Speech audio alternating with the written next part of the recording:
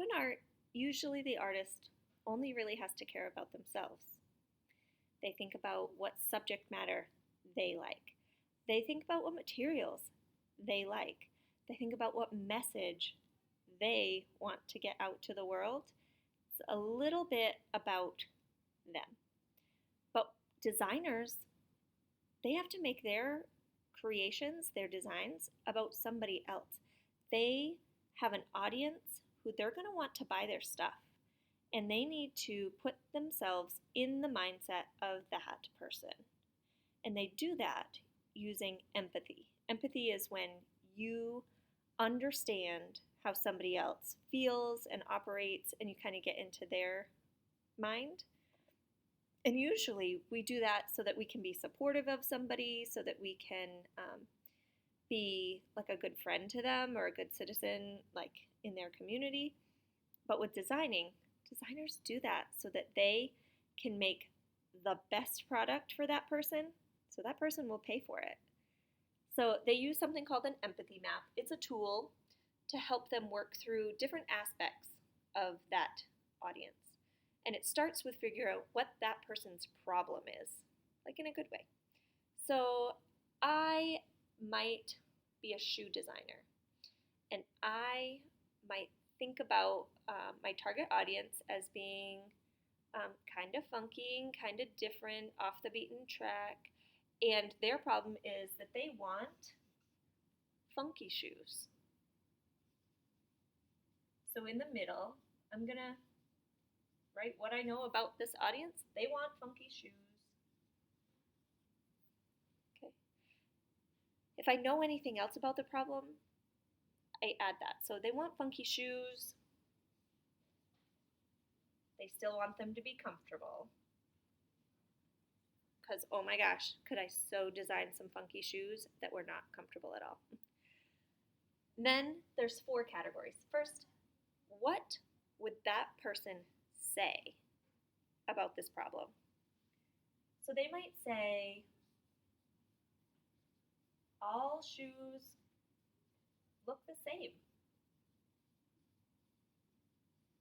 Now we know that's not exactly true, but there are an awful lot of like white sneakers and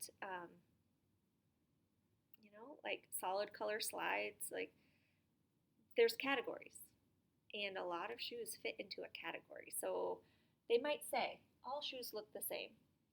They also might say that they want their shoes to say something about them. I want shoes that reflect me. Okay. After that, you move on. Okay. The things they might say to other people, so it's a little bit guarded and edited because they have an audience too. What they think, that's like the unedited version. They might think, I am going to look dumb if my shoes are dumb.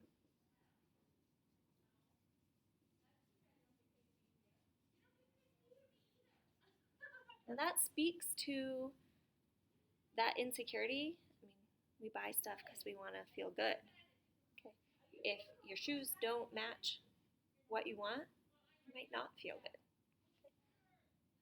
Next, what do you think this audience is going to do?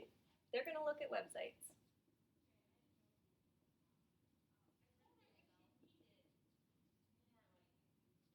And social media.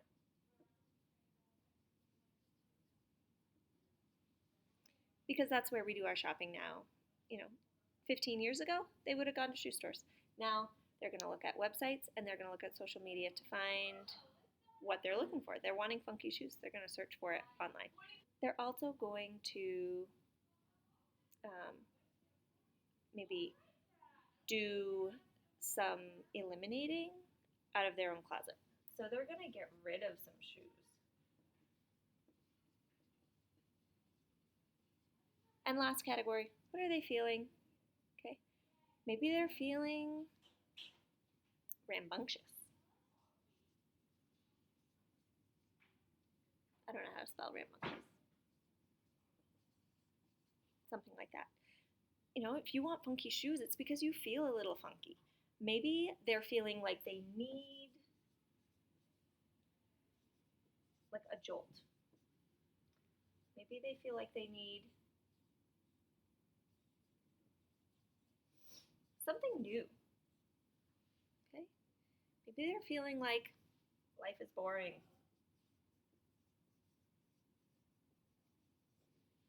So they need some funky shoes so that it's not so boring.